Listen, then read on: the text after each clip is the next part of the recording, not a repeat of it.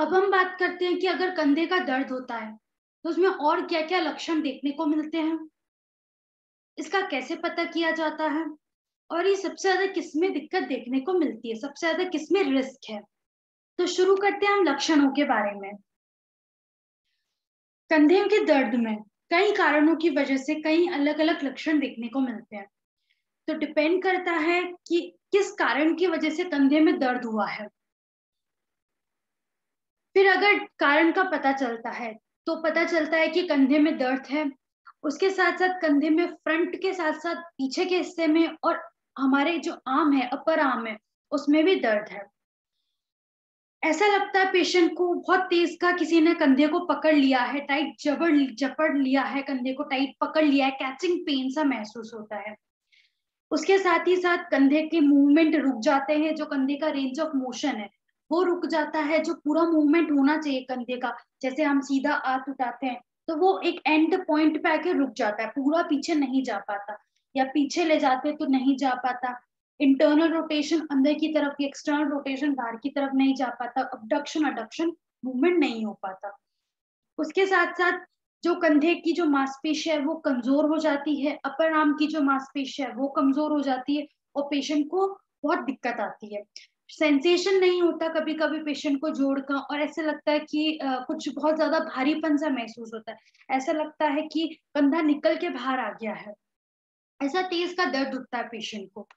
उसके साथ ही साथ पेशेंट को कभी-कभी गरम-सा महसूस होता है या फिर सुई चुभ रही हो या फिर चींटी चल रही है या फिर पिन चुभ रही हो, झनझनाहट सा, सूनापन, ये सब महसूस होता है।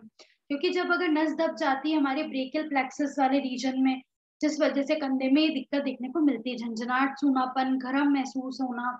उसके साथ-साथ कंधा अगर डिस्लोकेशन है तो मूवमेंट रुक जाता है। अगर रोटेटर कफ के टियर हो गया है, इंजरी हो गया है, जिस वजह से मूवमेंट नहीं हो पाता और पेशेंट को बहुत तेज़ की दिक्कत आती है। कंधे के आस-पास जो है वो सूजन आ जाती है, टाइटनेस हो जाती है, एक बहुत तेज़ का दर्द उठता है और उसके साथ-साथ पेशेंट को टेंडरनेस महसूस होता है, यानी बहुत ज़्यादा टाइट लगता है, स्टिफ लगता है जॉइंट। उसके बाद अगर पेशेंट कुछ सामान उठाना चाहता है तो वो कैरी नहीं कर पाता और बहुत तेज़ का दर्द होता है, यानी कुछ भी छोटा-मोटा सामान या कुछ भी सामान उठाने में पेशेंट को दिक्कत आती है। फिर उसके साथ पेशेंट को रात में सबसे ज़्यादा दर्द उठता है और अर्ली मॉर्निंग स्टिफनेस बहुत ज़्यादा लगती है कंधे में और ये कुछ दिनों, कुछ हफ्ते तक दर्द बना रहता है लगातार। पेशेंट अपने हाथ को सीधा नहीं उठा पाता, साइड में नहीं ले जा पाता और उसके साथ-साथ पेशेंट को जो आस-पास का जो कंधे का एरिया है, उसमें रेडनेस हो जाता है, सूजन हो जाती है बहुत ज़्यादा, लाल लगता है, बहुत ज़्यादा गरम लगता है हिस्सा। इसकी वजह से बहुत ज़्यादा टाइट हो जाता है, जॉइंट स्टिफ हो जाता है। और कभी-कभी पेशेंट को इसकी वजह से इन्फेक्शन भी हो जाता है, फीवर आने लगता है और इसकी वजह से इन दिक्कतों की वजह से पेशेंट डिप्रेशन और एंग्ज़ायटी में भी चला जाता है, यानी बहुत ज़्यादा डिप्रेशन में आ जाता है दर्द की वजह से। अब कंधे का जब दर्द होता है, कंधे की दिक्कत आती है, तो इसका पता कैसे किया जाता है? तो doctor medical history, physical examination से पता कर सकते हैं। आपके डॉक्टर आपसे पूछते हैं, आपको कोई पहले कंधे में चोट हुई है, पहले आपकी पास्ट हिस्ट्री कुछ है, आपको कोई रीसेंट बीमारी है या आपको पहले कोई बीमारी हो रखी है, जैसे ऑस्टियोआर्थराइटिस या रूमेटॉइड आर्थराइटिस, कोई भी इम्यून सिस्टम से रिलेटेड बीमारी, कोई भी आपको डायबिटीज है, बीपी, कोई हार्मोनल प्रॉब्लम है, इसके बारे में आपसे पूछते हैं। उसके साथ ही साथ आपको कंधे में पहले कोई चोट लगी या कोई गिर गए हो या फिर फ्रैक्चर हो गया आपके हाथ में कहीं, इससे पूछते हैं। फिर आपकी रिसेंट हिस्ट्री पूछते हैं कि आपको दर्द कहाँ है, किस पॉइंट पे है। तो डॉक्टर अपने हाथ से चेक करते हैं किस पॉइंट पे सबसे ज़्यादा तेज़ का दर्द उठ रहा है, स्वेलिंग कहाँ है, रेडनेस कहाँ है, वो चेक करते हैं। फिर डिफॉर्मिटी चेक करते हैं कि कंधे का शेप कहीं बदल तो नहीं गया। मांसपेशियों की चेकिंग करते हैं, स्ट्रेंथनिंग चेक करते हैं, एमएमटी चेक करते हैं मसल्स की, टेंडरनेस किस पॉइंट पे है वो एरिया चेक करते हैं। फिर आपका रेंज ऑफ मोशन चेक करते हैं, आपको हाथ पहले खुद थेरेपिस्ट आपका हाथ पकड़ के मूवमेंट करके देखते हैं, फिर उसके बाद पैसिवली, फिर उसके बाद आपको एक्टिवली बोलते हैं मूवमेंट करो, यानी कि आप खुद मूवमेंट अपना अपने आप हाथ सीधा उठाओ, सारे जो कंधे के मूवमेंट है वो चेक करते हैं। तो इन सब से पता किया जाता है मेडिकल हिस्ट्री, फिजिकल एग्जामिनेशन से। फिर कुछ टेस्ट होते हैं जिससे पता किया जाता है कि किन कारणों की वजह से ये प्रॉब्लम आई है कंधे के दर्द की।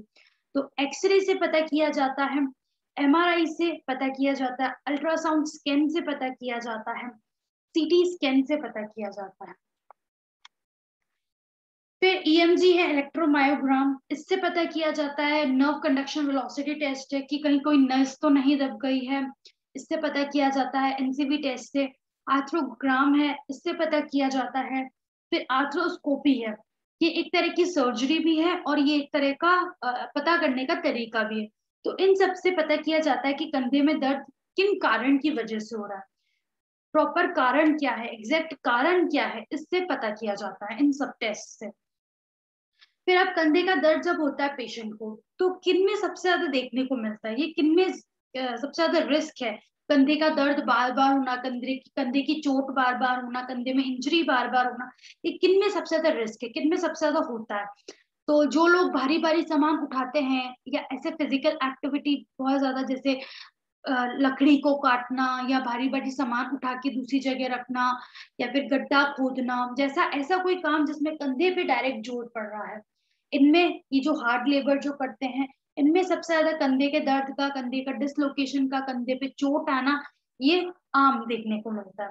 फिर एथलीट्स, जो लोग बेसबॉल खेलते हैं, टेनिस प्लेयर्स जो होते हैं, जो गोल्फ प्लेयर्स होते हैं, जो लोग रिपीटेड एक ही एक मूवमेंट करते हैं, या फिर जो लोग ओवरहेड मूवमेंट करते हैं, जैसे जैवलिन थ्रो का मूवमेंट हो गया, जो लोग स्पोर्ट्स में है, जो लोग कंधे का या आर्म का over use movement, repeated movement करते हैं, उनमें कंधे की चोट होना, कंधे में दर्द आना सबसे ज्यादा आम देखने को मिलता है, इनमें सबसे ज्यादा रिस्क है।